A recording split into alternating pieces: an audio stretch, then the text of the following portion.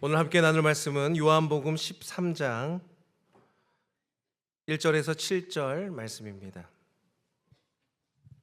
네, 요한복음 13장 1절부터 7절 말씀 봉독하겠습니다.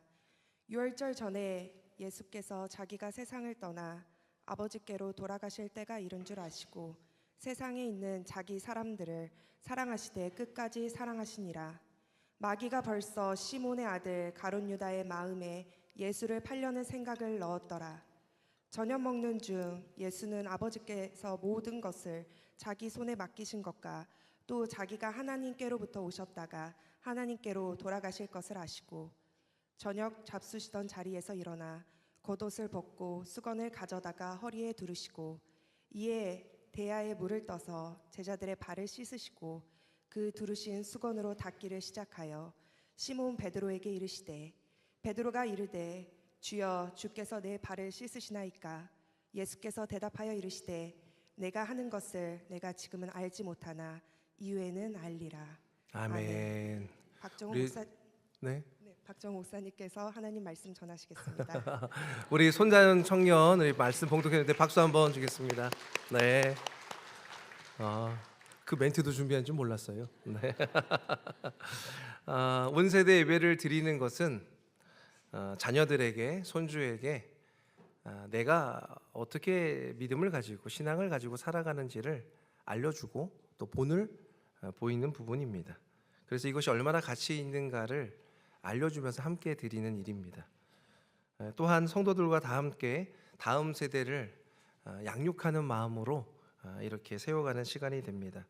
그래서 자녀들에게 예배 시간에 집중해야 돼, 말씀 성경책 가져와야 돼, 예배 시간 가급적이면 10분 전에 모여야지, 그리고 핸드폰 소리는 진동으로 하고 무음으로 하는 거야, 예배 시간에 물 마신다고 돌아다니거나 그렇게 하면 안 되는 거야 라고 하는 것을 지금 알려주는 것이 아니라 미리 전날에 좀 알려주고, 우리 교회는 그런 친구들이 거의 없는 것 같아요. 그리고 가장 소중한 것을 드리는 거야 라고 그것을 알려주는, 또 그것을 함께 세워가는 시간입니다. 그래서 어제 광화문에 BTS 공연이 있었는데 그것보다 더 의미 있고 중요하고 그것과는 비교도 안 될 시간이 바로 이 시간이 될 줄 믿습니다. 우리 앞뒤 좌우에 계신 분들이랑 이렇게 인사하겠습니다. 우리는 하나님을 예배합니다.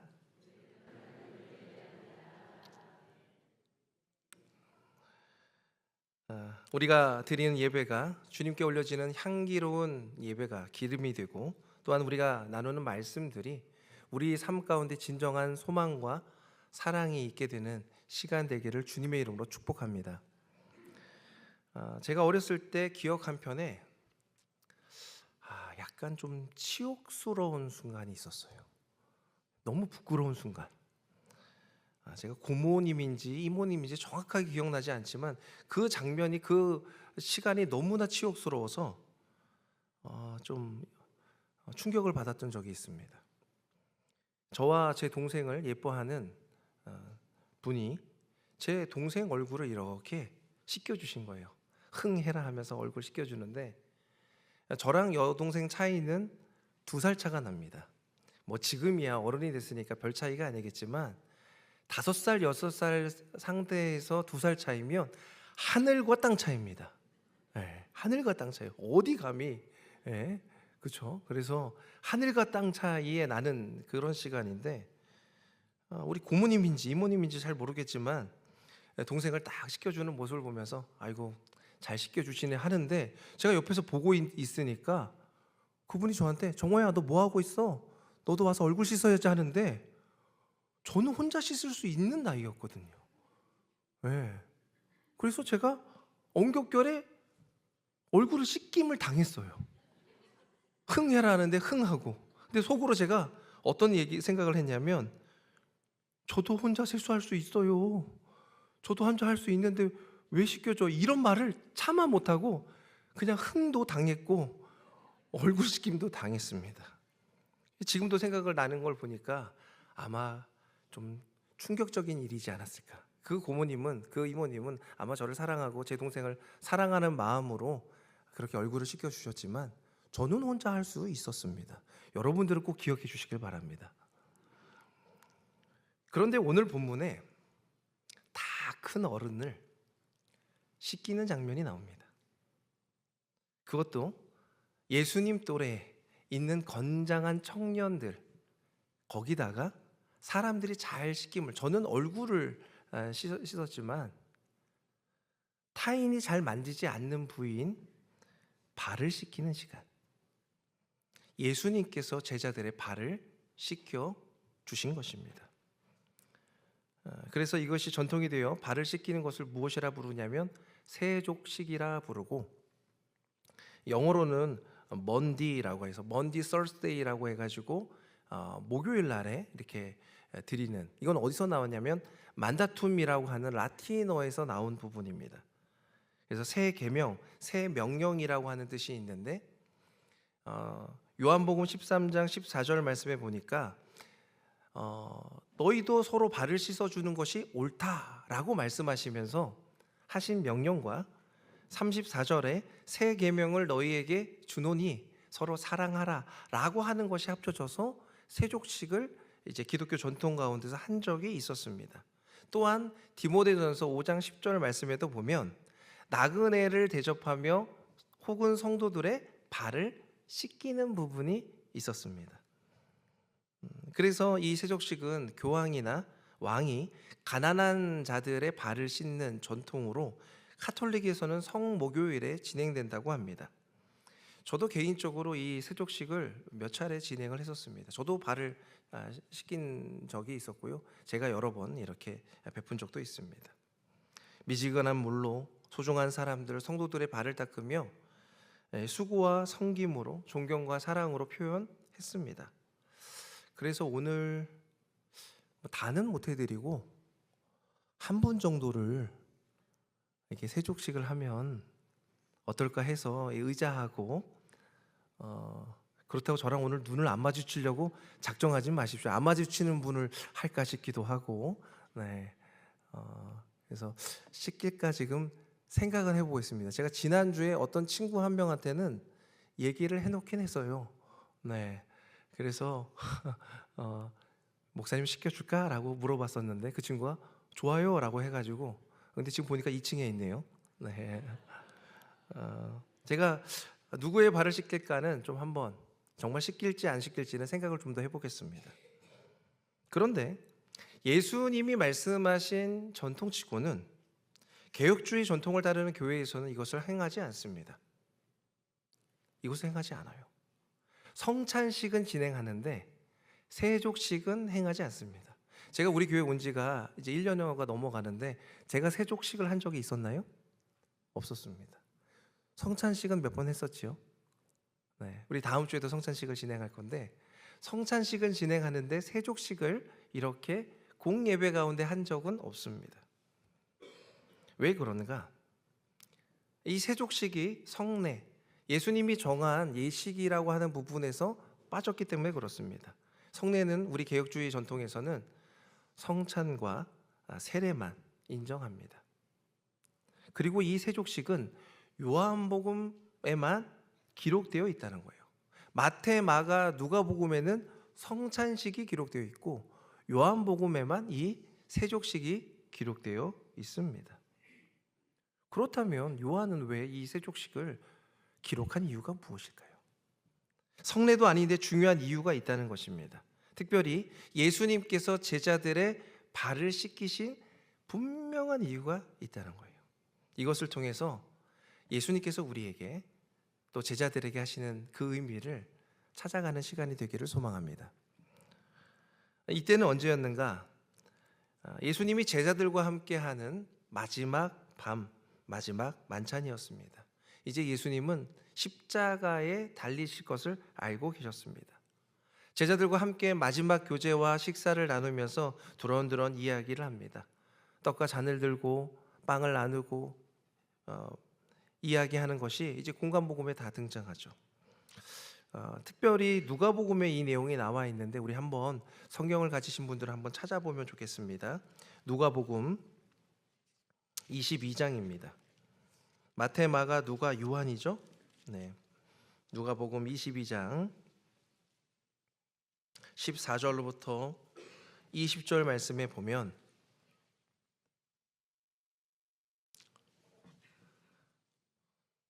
때가 이르매 예수께서 사도들과 함께 앉으사 이르시되 내가 고난을 받기 전에 너희와 함께 이 유월절 먹기를 원하고 원하노라 라고 하며 다시 먹지 아니하겠다. 또 잔을 받으사 감사기도 하시고 내가 너에게 이르노니 내가 이제부터 하나님 나라에 임할 때 포도나무에서 난 것을 다시 마시지 않겠다 하시고 19절 20절 함께 읽겠습니다. 시작. 또 떡을 가져 감사기도 하시고 떼어 그들에게 주심에 이르시되 이것은 너희를 위하여 주는 내 몸이라 너희가 이를 행하여 나를 기념하라 하시고 저녁 먹은 후에 잔도 그와 같이 하여 이르시되 이 잔은 내 피로 세우는 새 언약이니 곧 너희를 위하여 붓는 것이라. 아멘. 예수님이 인간의 죄를 담당하시고 죄를 사하시는 그 유월절 어린 양의 모습을 그대로 재현하시며 이것이 나의 피고 이것이 나의 살이다, 육체다 라고 하면서 이전과 다른 식사를 이 분위기를 느끼게 합니다. 무엇인가 예수님이 대단한 일을 이제 곧 행하실 거라는 직감을 하게 됩니다.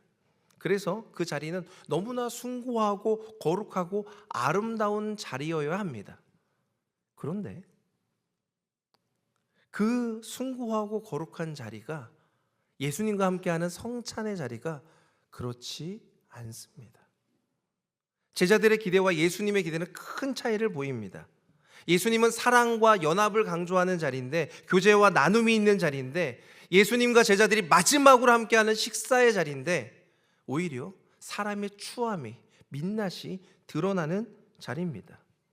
여러분 성경 가지고 계신 분들 누가복음 22장 20절 그 뒤로 보시면 24절에 이런 말씀이 기록되어 있어요.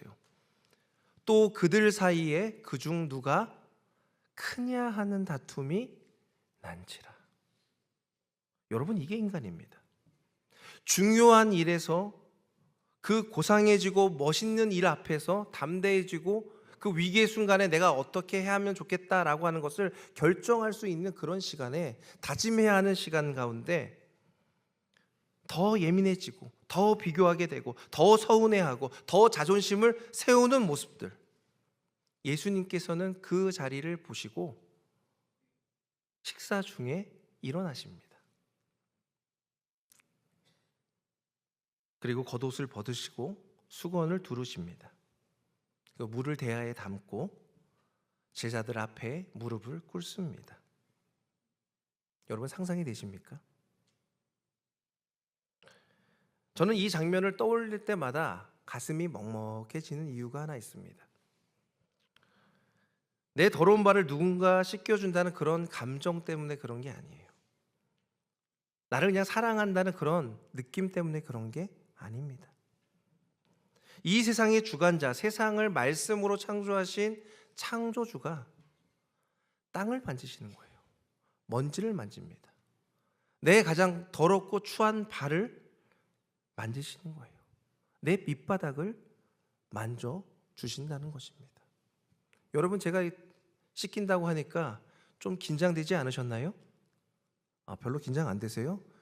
그럴 줄 알고 제가 이름을 한번 쭉 한번 불러볼까요 오늘?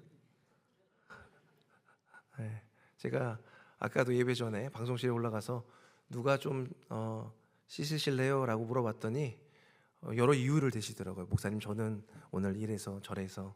네. 예수님께서 하신 일은 왕이 종의 일을 감당하신 겁니다. 이것은 단지 겸손하라, 낮아져라 라고 하는 교훈이 아닙니다. 복음의 메시지가 담겨져 있다는 거예요. 하나님이 우리를 어떻게 생각하시는지를 알려주는 말씀입니다. 여러분 발을 씻는 것은 언제 합니까? 생각해 볼까요? 발을 씻는 것은 집에 들어가서 밥 먹기 전에 하는 겁니다. 길을 걸어오다 보면 발에 먼지가 묻으니까 더러우니까 그것을 씻는 것. 그런데 여러분 이 장면을 생각해 보십시오. 저녁 식사 중에 한 복판에 예수님이 갑자기 수건을 두르셔서 밤 식사하던 중에 갑자기 수건을 두르시고 제자들 발 앞에 앉는 겁니다. 식사하는 분위기가 내 살과 피에 대한 이야기고 분위기가 점점 무르익으면서 하나님 나라의 도래가, 하나님 왕국의 도래가 곧 실현되겠구나라고 하면서 서로가 이야기하면서 야, 그 나라가 오면 너 어느 자리에 앉을래? 라고 생각하는 그때 예수님께서 갑자기 자리에 앉으셔서 제자들의 발을 닦아주시는 겁니다. 왜 그때 제자들의 발을 닦아주셨습니까? 아무도 그 더럽고 추한 것을 생각하지 못했기 때문에 그렇습니다. 아무도 더 낮아지려고 하지 않았기 때문에 그렇습니다. 모두 자기 생각, 자기 체면, 자기 입장, 자기 위치를 붙들고 있었습니다. 그래서 누가 낮아지셔야 되는가? 예수님이 낮아지신 것입니다. 예수님이 무릎을 꿇고 예수님이 섬기셨습니다. 그래서 우리가 여기서 중요하게 깨달을 수 있는 게 무엇인가? 구원이란 사람이 다가가는 것이 아니라 주님이 나에게 다가오는 것이다.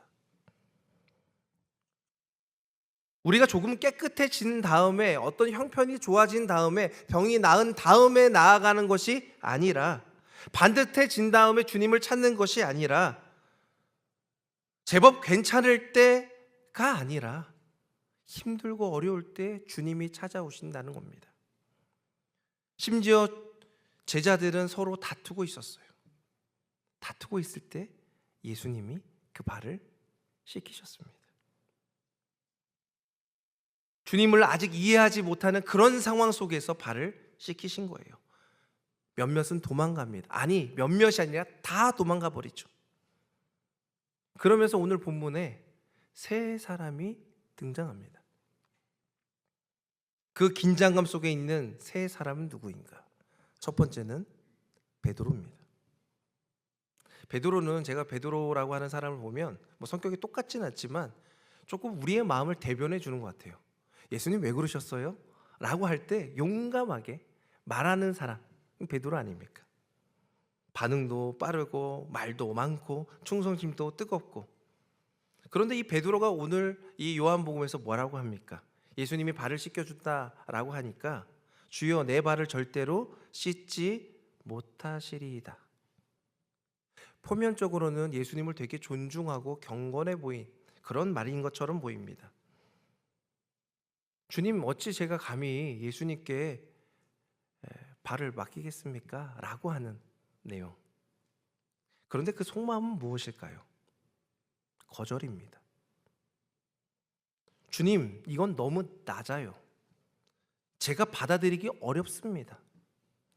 제 자존심이 걸려 있어요. 주님이 낮아지시면 저는 더 낮아져야 되는데 저는 그렇게까지는 못하겠어요.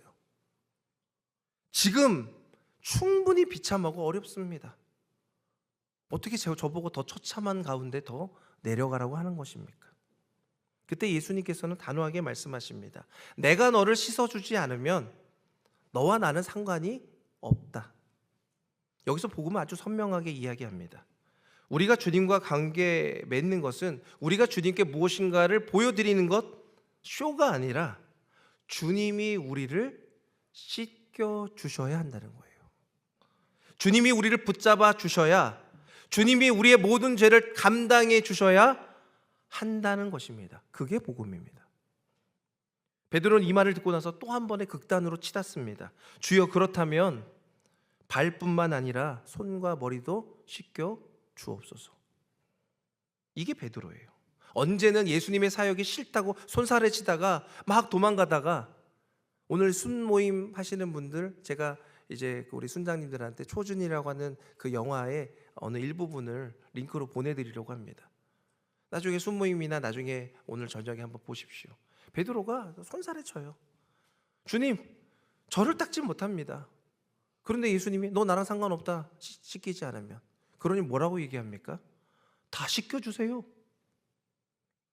언제는 싫다고 하다가 언제는 너무 과하게 나갑니다. 우리의 모습 아닙니까? 자기가 하나님 앞에 서 있는 사람들은 삶 속에서, 관계 속에서 하나님 앞에서 균형적인 삶을 살아야 되는데 그것을 잃습니다. 너무 거절하거나 너무 흥분하거나 너무 계산하거나 너무 합리적으로 살아가거나 너무 감정적이거나 어떨 때는 너무 좋았다가 예수님이, 어떨 때는 너무 싫었다가 라고 하는 것을 반복적으로 살고 있지 않습니까? 그런데 예수님께서는 그런 베드로에게 야단치지 않습니다. 그 말씀을 가르치십니다. 이미 목욕한 사람은 발밖에 씻을 데가 없다. 이것은 우리에게 알려주는 바가 있어요. 구원은 예수 그리스도의 피값으로 한 번에 단번에 이루어진다는 것입니다. 그러면 우리가 묻은 먼지나 생활 속에서 짓는 죄들은 어떻게 해야 됩니까? 그 예수 그리스도를 힘입어 죄를 고백하는 것입니다. 그것이 바로 성화의 길로, 성화의 삶으로 나아간다는 사실을 믿으시길 바랍니다. 한 번 씻김을 받은 사람은 주님께 속한 사람입니다. 그러나 그 사람도 길을 걸으면 발이 더러워질 때가 있습니다. 그래서 날마다 다시 씻겨지고 회개해야 됩니다. 불이 꺼지는 것은 세족식을 하라는 의미인가요? 네. 분위기가 좀 재미있게 희한하게 가네요. 네. 끄려면 끄고 켜려면 켜주십시오. 네. 자꾸 뭐가 떨어지나 봐요. 네, 확인해 주시면 감사하겠습니다. 이게 베드로에게 보여준 세족식의 의미였습니다.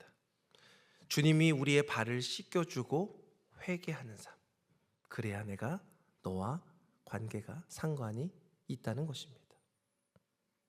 그러면서 자연스럽게 이 장면은 또 한 사람을 집중하게 만듭니다. 그것은 누구냐면 바로 가롯 유다입니다.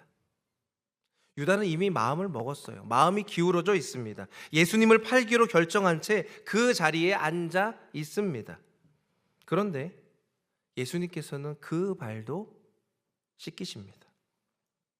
그 손에다, 이게 이제 영화에서 보면, 제가 영화를 틀고 싶은데 이게 저작권 문제로 유튜브가 막힐까 봐 틀지는 못하고 나중에 링크를 드리겠습니다. 한번 보시면 좋겠습니다.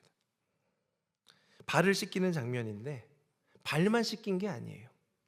그 손에다 빵까지 줍니다. 그가 갈 길도 압니다. 그 배신도 압니다. 그런데도 씻기시는 거예요. 이게 얼마나 대단한, 얼마나 무서운 사랑입니까? 얼마나 아픈 사랑입니까? 얼마나 끝까지 가고자 하는 사랑입니까? 주님은 자신을 사랑하고 좋아하는 사람만 사랑하지 않고 자신을 미워하고 배신할 사람조차도 사랑을 보여주신 거예요. 떠날 사람도 품으십니다. 상처 줄 사람도 끌어 안으셨다는 거예요. 그런데 유다는 그 사랑 앞에 자신의 죄를, 그 배신을, 욕심을 물을 생각이 없었습니다. 멈출 생각이 없었습니다. 관심과 사랑은 받지만 머물지 않습니다. 경험하지만, 하나님의 빛을 경험하지만 그 빛을 자기 스스로 가리워 버립니다. 빛 가운데 있지만 어둠을 선택하는 일을 자행한다는 것입니다. 그래서 요한은 그 장면을 아주 짧지만 강력하게 이렇게 기록합니다. 우리 같이 한번 읽어볼까요? 요한복음 13장 30절 말씀입니다. 시작. 유다가 그 조각을 받고 곧 나가니 밤이러라. 아멘. 뭘 어디라고요? 밤이러라. 이 밤은 단순한 시간의 밤이 아닙니다. 영혼의 밤이에요. 빛을 거부한 사람의 자리입니다.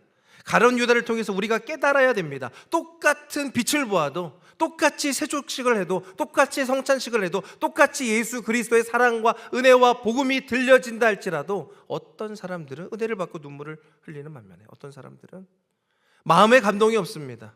눈물이 없습니다. 은혜가 없습니다.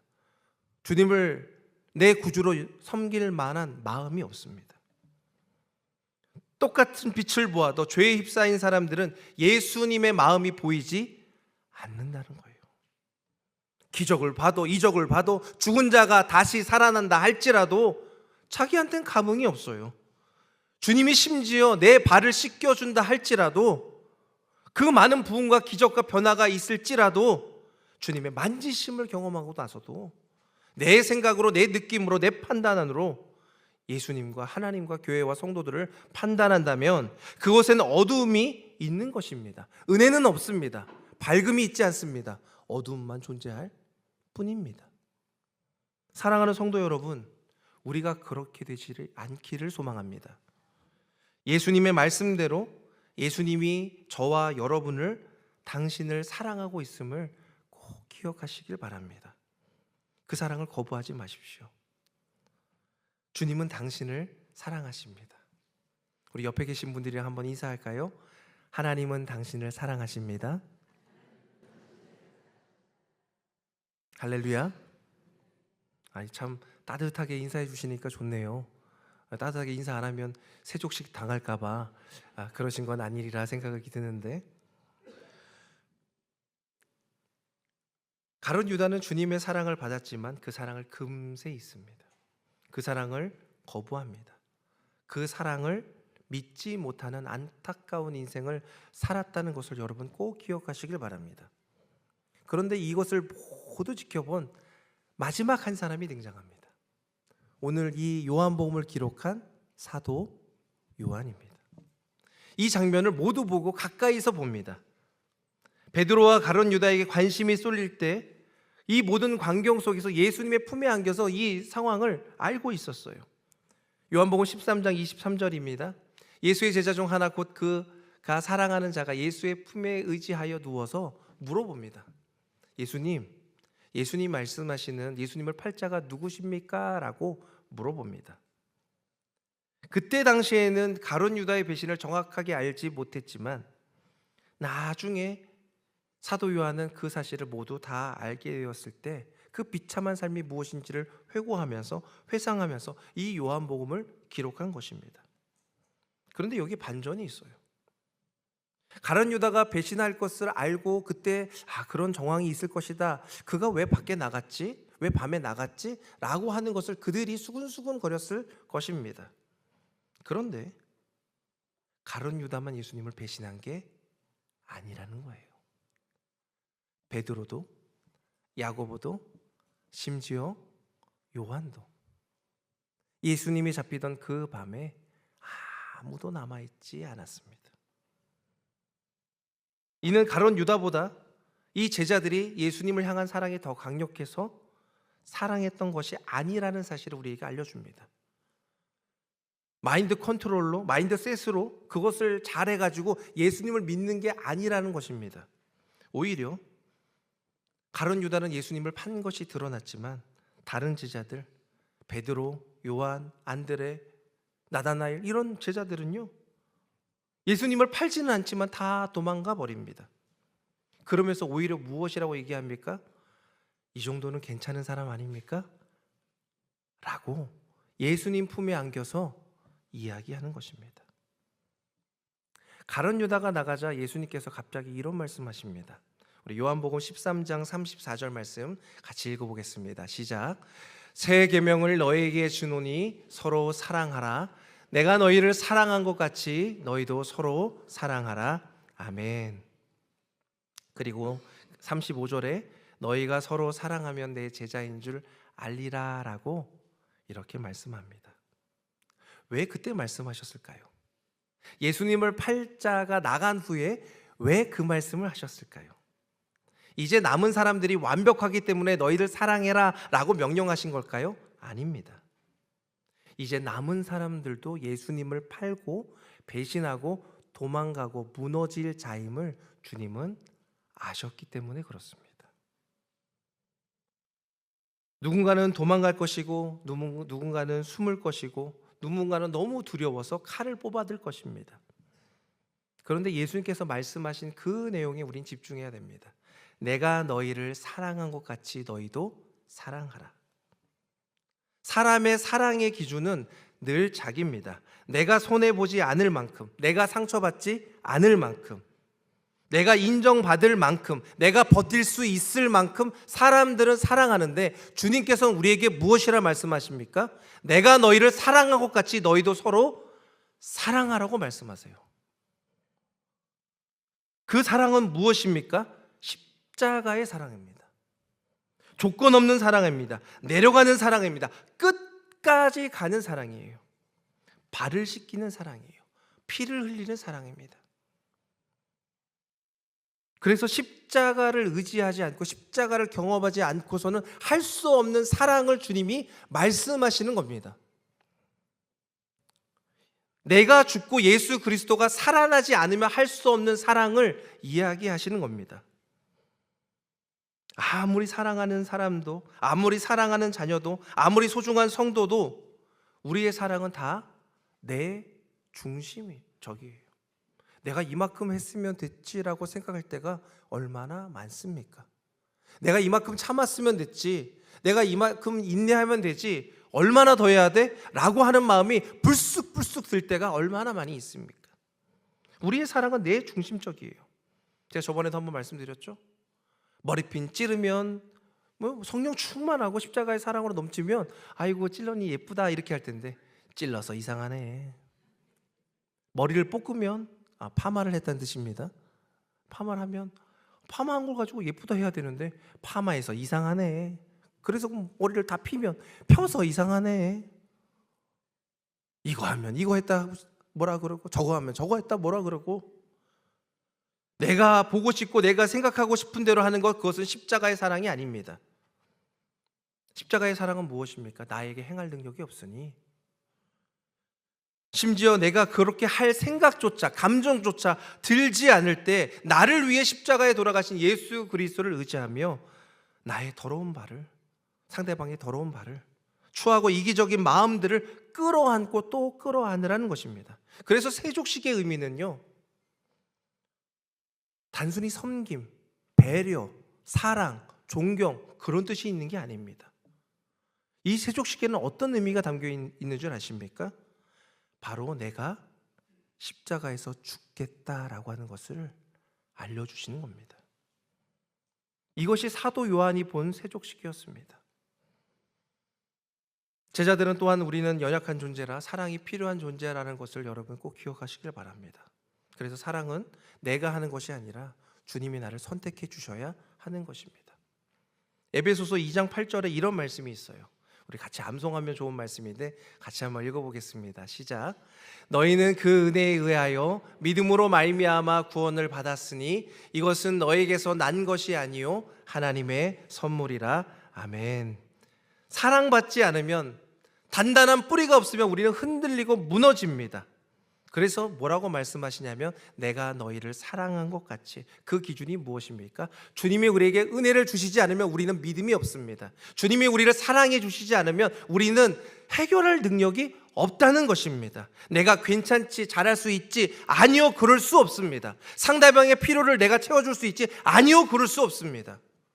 제가 아무리 사랑하는 사람이라 할지라도, 내가 아무리 좋아하는 사람이라 할지라도, 내가 아무리 행복하다라고 생각하는 상황이라 할지라도 만족이 없게 되는 것은 왜입니까? 우리는 살면서 수없이 무너집니다. 붙잡으려고 해도 아무리 해도 그게 한계가 느껴지는 거예요. 노력해도 안 돼요. 사람에게 기대보지만 실망합니다. 관계에 기대보지만 상처받습니다. 그래서 물질이나 보험이나 보장이나 여러 가지 것들을 우리에게 해보려고 합니다. 잘 안 돼요. 그래서 우리 안에 그런 고백이 있지 않습니까? 난 기댈 곳이 없습니다. 제가 우연히 노래 하나를 들었어요. 원곡은 잘 몰랐고 리메이크된 것을 부른 곡인데 한번 가사를 띄워주시길 바랍니다. 기댈 곳이라고 하는 노래입니다. 당신의 오늘 하루가 힘들지 않았나요? 나의 하루는 그저 그랬어요. 괜찮은 척 하기가 혹시 힘들었나요? 난 그저 그냥 버틸만 했어요. 솔직히 내 생각보다 세상은 독합니다. 강하지 못해요. 그래요, 난 기댈 곳이 필요해요. 그대여 나의 기댈 곳이 되줘요. 너무나 이게 가사가 이 심금을 울리는 것 같더라고요. 그 노래하시는 분이 참 잘하시더라고요. 그 뒤에 이렇게 말해요. 항상 난 세상이 날 알아주길 바래요. 실은 나 세상이 날 알아주길 바래. 괜찮은 척하지만 사는 게 맘 같지 않네요. 저마다 웃음 뒤에 아픔이 있어요. 하지만 아프다고 소리내고 싶지는 않아요. 그래요, 나 기댈 곳이 필요해요. 그대여 나의 기댈 곳이 되줘요. 제가 이 노래를 듣다가 가슴 한구석이 찡해지더라고요. 목회자로 살면서, 아빠로 살면서, 남편으로 살면서, 한 교회를 담당하면서 목회자와 성도 앞에서, 우리 교단과 노예와 동역자들 곁에서 내가 어디까지 다 해야 될까? 언제까지 이렇게 살아야 될까? 라고 생각할 때가 종종 덜어 있었습니다. 내가 너무나 잘하고 있는 것 같아서 저 사람들은 잘 못하고 있는 것 아닙니까? 라고 손가락질하고 비아냥거릴 때가 있었습니다. 요한과 베드로처럼 예수님의 품에 안겨서 주님, 저 가룟 유다는 저렇게 배신할 거죠? 난 저런 놈들이랑 다르지요? 라고 제가 훨씬 좀 낫지 않습니까? 라고 고백했던 적이 있었던 것 같습니다. 가룟 유다처럼 극단적으로 선택하진 않지만 너무나 철없고 비굴하고 비겁한 모습, 그것이 저와 여러분을 지치게 하는 것 아닙니까? 그런 저에게, 그런 사람들에게, 그런 제자들에게 주님이 말씀하십니다. 새 계명을 주겠다고. 서로 사랑하라고. 내가 너희를 사랑한 것 같이 서로 사랑하라고. 그 사랑은 어떤 사랑입니까? 인간의 감정과 생각과 이해와 포용과 인내를 넘어선 인간이 할 수 없는 사랑입니다. 바로 십자가의 사랑이에요. 오늘 지금 예배를 드리는 어린 친구들은 이 사랑이 무엇인지 다 이해할 수 없을 수도 있어요. 그런데 지금까지 이해하고 듣는다면 참 대단한 것을 지금 배우고 있는 것입니다. 예수님을 믿는다라고 하는 것은요, 우리 친구들 잘 들으세요. 우리가 그냥 사랑하는 것이 아니라, 우리의 감정과 느낌으로 사랑하는 것이 아니라, 내가 할 수 없는 것을 주님이 그 십자가의 모든 것을 지시고 달려 돌아가신 사실입니다. 그것을 믿는 사람들에게는 하나님의 은혜가 있게 된다는 것입니다. 저는 이 기댈 곳이라고 하는 노래를 들으면서 십자가가 생각이 나더라고요. 사람들은 서로에게 기대려고 하지만 제대로 기대지 못하고 이해받지 못하는데, 제자들은 서로에게 기대려고 했지만 실패하는데, 베드로는 자신을 의지하면서 도전했지만 무너지는데, 유다는 세상을 붙잡았지만 어둠 속에 빠졌는데, 예수님이 그 십자가에 가는 그 걸음을 보면서 우리에게 기댈 곳이 있다라고 하는 것을 알게 되었습니다. 그 십자가는 무엇입니까? 모두가 떠난 자리입니다. 모든 희망이 끊어진 자리입니다. 모든 기대가 무너진 자리입니다. 왜요? 그 속에 우리는 주님을 찾기 때문에 그렇습니다. 사랑하는 여러분, 사랑하는 소망교회 성도 여러분, 인생 속에 때론 무너질 때가 있습니다. 사람이 떠날 때가 있습니다. 마음이 버티려고 하는데 버티지 못할 때가 있습니다. 그때 우리는 묻죠. 주님, 우리는 어디에 기대해야 됩니까? 주님께서 말씀하십니다. 내가 너를 씻겨주겠다. 내가 너의 십자가가 되겠다. 우리는 이 사실 하나를 기억하며 살기를 소망합니다. 가룟 유다처럼 극단적인 선택하지 마시고, 주님을 저버리고 도망갈지라도 나의 그 비참함을, 그 처절함을, 그 어려움을, 그 부족함을 그대로 붙들고 눈물로 주님 앞에 고하십시오. 그렇게 붙들고 계시면 주님께서 그 배신과 조롱과 수치와 쓴잔이 부활로 바뀌어지는 놀라운 경험을 저와 여러분에게 베풀어 주실 줄 믿습니다. 하나님은 당신을 사랑하십니다. 결코 버리지 않으십니다. 그 십자가를 붙들며 살아가는 우리들이 되기를 주님의 이름으로 축복합니다. 기도하겠습니다. 하나님, 우리가 누구를 기대해야 될지, 누구를 의지해야 될지, 무엇을 바라봐야 될지 알지 못하는 상황 가운데 여기까지 왔습니다. 나의 불안과 염려와 초조를 주님 앞에 맡겨오니 주님 이 시간 나를 씻겨 주시옵소서. 너무나 추하고 괴로워서 이것을 어떻게 해결해야 될지 못하는 하나님의 백성들에게 주님 그 마음과 생각과 영혼을 씻겨 주시옵시고, 예수 십자가의 사랑으로 다시 한번 도전하며 다시 한번 되살아나는 시간 될 수 있도록 축복하여 주시옵소서. 자녀의 문제는, 남편의 문제는, 물질의 문제는, 병의 문제는 주 예수 그리스도의 이름으로 선포하며 기도하오니 해결되는 역사가 있게 하여 주시옵소서. 주님을 바라봅니다. 주님을 의지합니다. 주님 이 시간 만져 주시옵소서. 예수 그리스도의 이름으로 간절히 기도드리옵나이다. 아멘.